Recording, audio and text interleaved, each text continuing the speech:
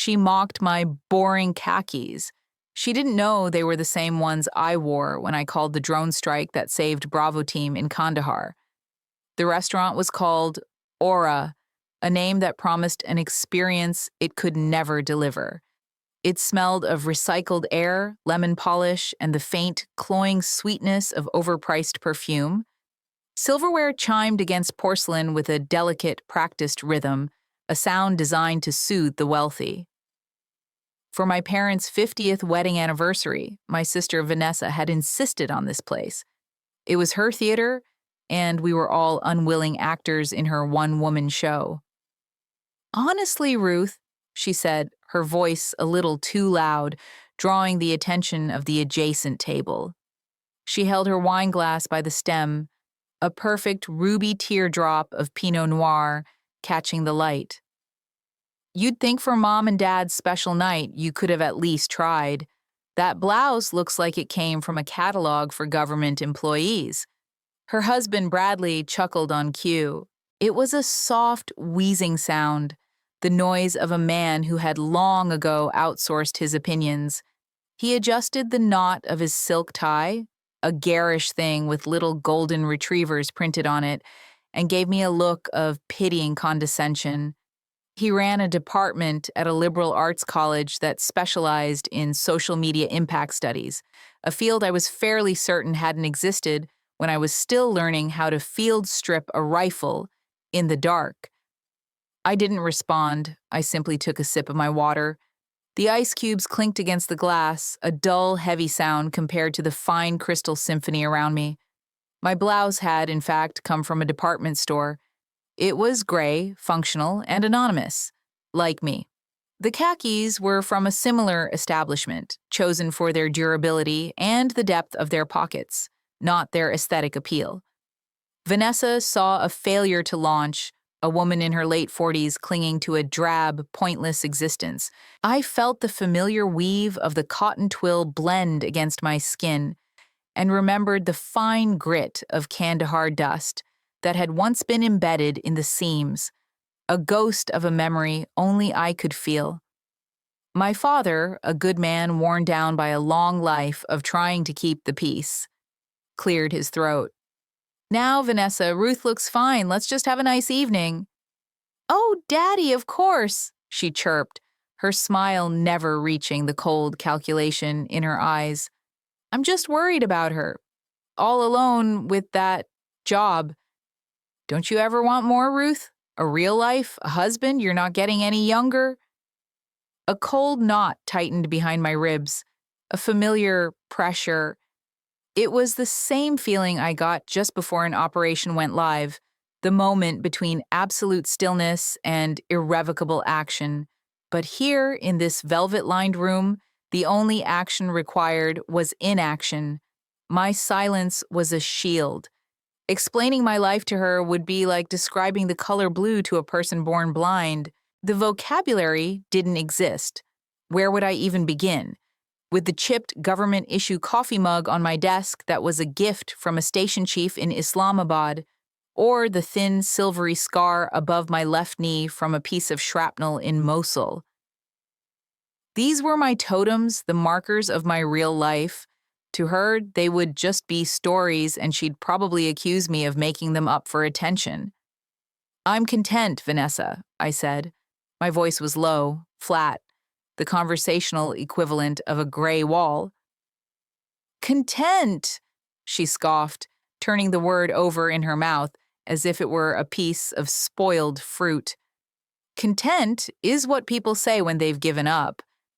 Bradley and I are building an empire. She gestured around the room with her free hand. We network, we influence, we manifest our own success. What do?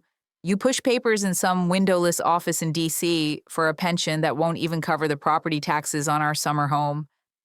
Bradley nodded sagely. It's about branding, Ruth. Personal branding. You have no online presence. It's like you don't even exist. A bitter laugh almost escaped my lips. It's like you don't even exist? The irony was so thick I could have choked on it. My entire professional life was a carefully constructed exercise in non-existence. I was a ghost, a name on a classified file, a voice on a secure line. My lack of an online presence wasn't a failure, it was a matter of national security. The men and women whose lives depended on my work did so because I didn't exist. They were alive because I was a phantom. I thought of the first time this chasm between us had truly opened.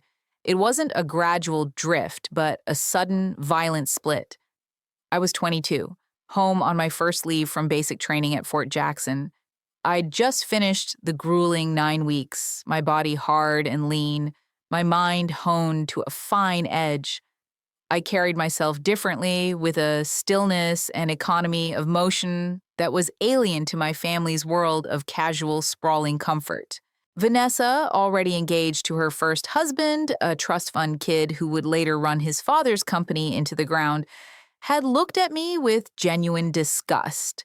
My hair was shorn short, my hands were calloused, and my uniform felt like a second skin.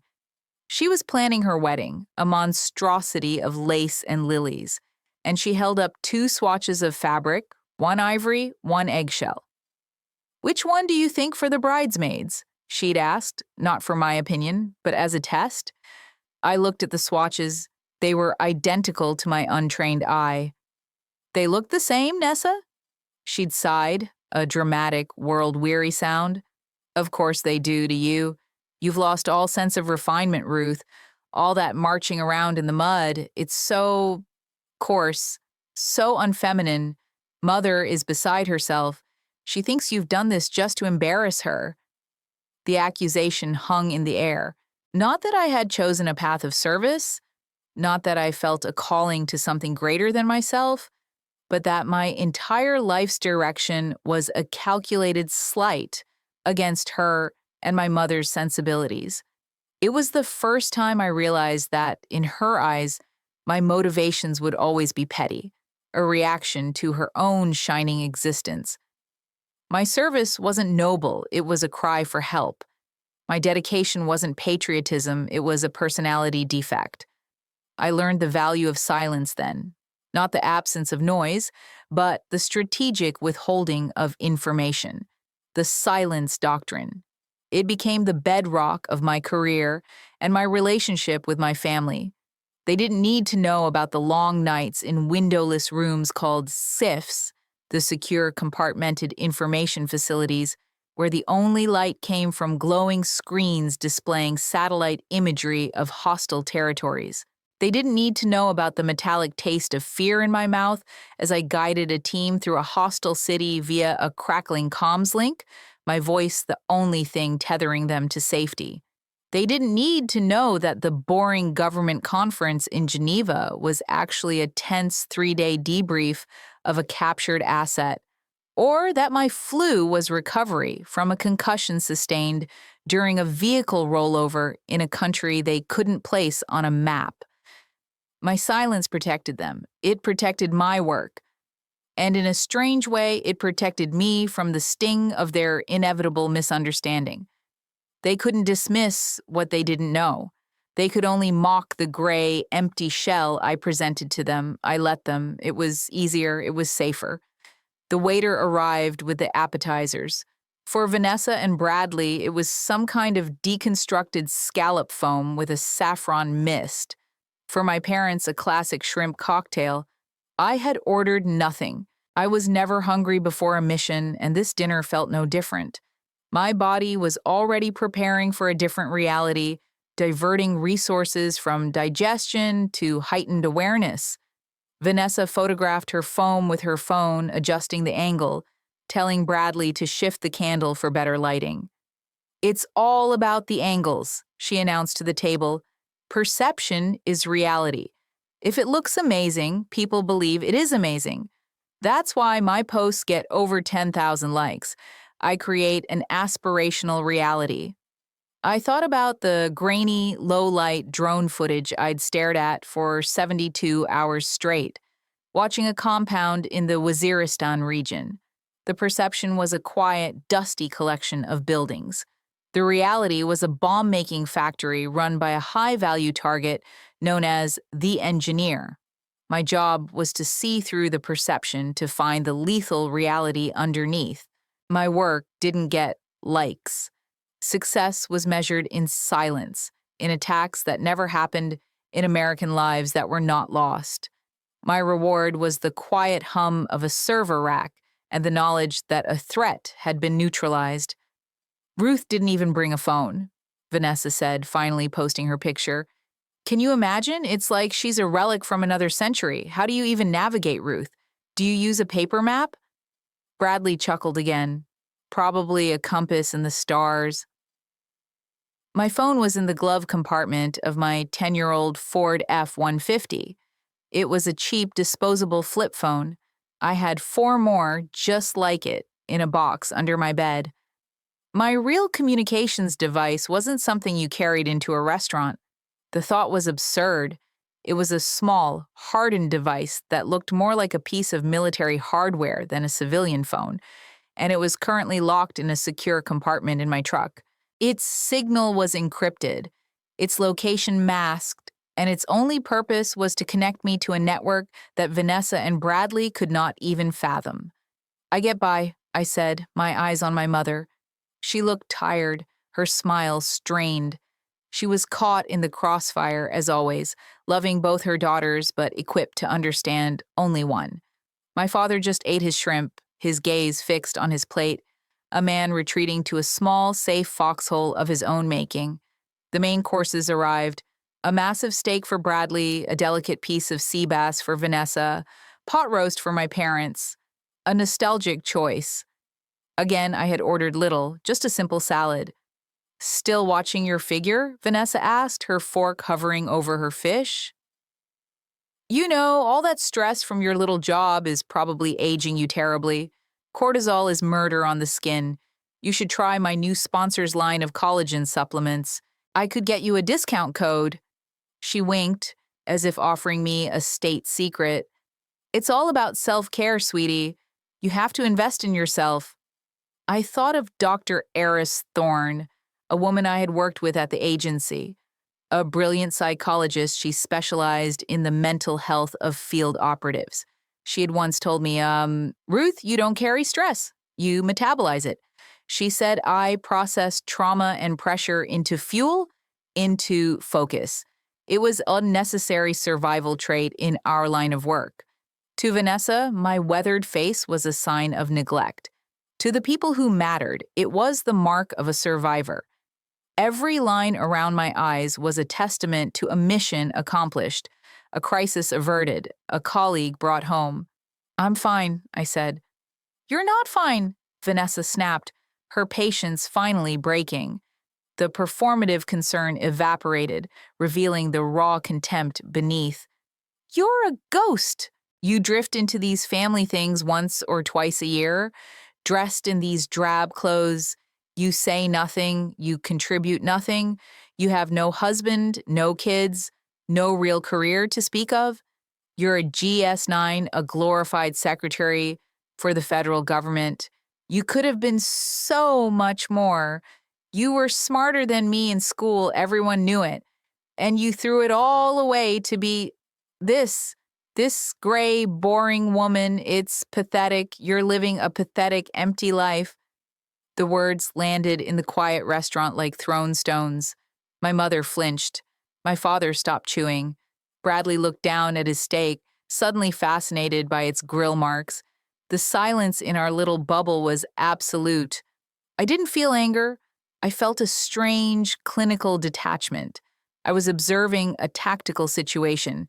An adversary had revealed their position and their intent. The emotional violence of her words was a known quantity. I had been briefed on this for years. I had wargamed this exact scenario in my head 1,000 times. The correct response was, as always, to hold my position and not engage. Revealing my capabilities would be a strategic error. I looked directly at her. My gaze didn't waver. I didn't flinch. I let her see the absolute stillness, the placid surface of the deep water. I knew it infuriated her more than any argument could. She wanted a reaction. She wanted tears or anger or a defense. To be met with nothing was to have her power nullified. She mistook my control for weakness, for defeat. See? She said, her voice rising with triumphant cruelty. Nothing, not even a defense, because you know I'm right. You've wasted your life. It was in that moment that the rhythm of the restaurant changed. A subtle shift in the background noise. I noticed it before anyone else. The head waiter, a tall man with an impeccably calm demeanor, was walking toward our table, but his walk was too fast, his posture too rigid. His face was pale, his eyes wide with an emotion that did not belong in a place like Aura. It was fear. Behind him walked a man who was the source of that fear. He was in his late 60s with a mane of silver hair and a face that looked like it had been carved from granite. He wore a simple, perfectly tailored dark suit. He carried himself with an unmistakable air of authority, a gravity that bent the room around him. People at other tables stopped talking. Forks paused halfway to mouths. He wasn't armed, he wasn't threatening, but he radiated a power that was more potent than any weapon. I knew him, of course, Deputy Director William Morrison, a legend at Langley, a man who had served in every hellhole from Saigon to Fallujah before trading his uniform for a civilian suit that carried even more weight. I hadn't seen him in person in 3 years. Our last meeting had been in a soundproofed room, deep in the bowels of headquarters, planning the operation that earned me the Distinguished Intelligence Cross. Vanessa, ever the narcissist, assumed he was approaching her. She was, after all, an influencer, a local celebrity in her own mind. She straightened her posture, a welcoming smile forming on her lips, ready to be recognized. The maitre d' stopped a few feet from our table, wringing his hands. "My apologies for the interruption," he began, his voice trembling. Morrison placed a calm hand on the man's shoulder and stepped past him. He didn't look at Vanessa. He didn't look at Bradley or my parents. His eyes, the color of a winter sky, found mine and held them. He stopped directly beside my chair. With a quiet, formal grace, he removed the hat he was holding. He held it over his heart. It was a gesture of profound, old-world respect, the kind a soldier might give a fallen comrade or a citizen might give the flag. The silence in the restaurant was now absolute. The air was thick with it. "Ma'am," Morrison said. His voice was a low baritone, quiet but carrying the weight of command. It cut through the perfumed air like a razor. He addressed me with the formal deference reserved for a superior officer or a civilian asset of immense value. In our world, the two were often the same. "I apologize for the intrusion on your family engagement." Vanessa's smile faltered. Her eyes darted from Morrison to me, a flicker of confusion clouding her features. Bradley's fork clattered onto his plate. "Director," I replied, my voice steady. It was a simple acknowledgement of his rank, a signal that we were now on the clock. "Langley needs you," he said, his expression grim. There was no preamble, no small talk. The world outside this restaurant had intruded, and it did not have time for pleasantries. "The asset you turned in 09 has resurfaced. He's in Damascus, and he's talking." A cold fire lit in my veins. The asset from 2009, codename Caspian. A chemical weapons engineer I had spent 18 months cultivating and turning against his own regime. He was supposed to be in a safe house in Germany, living out his days in obscurity. If he was in Damascus and talking, it meant he had been compromised or he had willingly gone back. Either possibility was a catastrophe. He knew things, he knew protocols, he knew networks, and he knew a name I had used in Beirut that could compromise a half-dozen ongoing operations. The petty drama of the dinner table evaporated like mist. The insults, the condescension, the years of being underestimated, it all dissolved into nothingness. This was real. This mattered. I placed my napkin neatly on the table beside my untouched salad. I stood up, my movements economical and precise. I was no longer Ruth Brennan, the disappointing sister. I was a weapon being brought back online. I looked at my family. My mother's face was a mask of utter bewilderment. My father looked from me to Morrison, a dawning, fearful respect in his eyes. He had served in the Navy decades ago. He recognized the look of a man who did not make social calls. Bradley looked small, his expensive suit suddenly looking like a costume on a child. And Vanessa. Her face was frozen. The smug certainty had shattered, replaced by a vast, terrifying confusion. Her mouth was slightly open, her wine glass held halfway to her lips. The world she had so carefully constructed, with its likes and its followers and its aspirational realities, had just collided with an actual reality she could not process. Her neatly ordered universe, with her at the sun and me as a distant, dying planet, had just been inverted. The gray, boring woman in the cheap khakis was being addressed as ma'am by a man who radiated more power than anyone she had ever met. The foundation of her reality was cracking beneath her feet. I felt no triumph, no satisfaction, only a profound sense of distance. We were two ships passing in the night, speaking languages the other could never comprehend. I looked at my sister, at the wreckage of her certainty. "Enjoy dessert," I said. Then I turned and walked out of the restaurant, Deputy Director Morrison falling into step just behind my right shoulder. The entire room watched us go, a silent audience to a play they did not understand. I didn't look back. I couldn't. Damascus was waiting.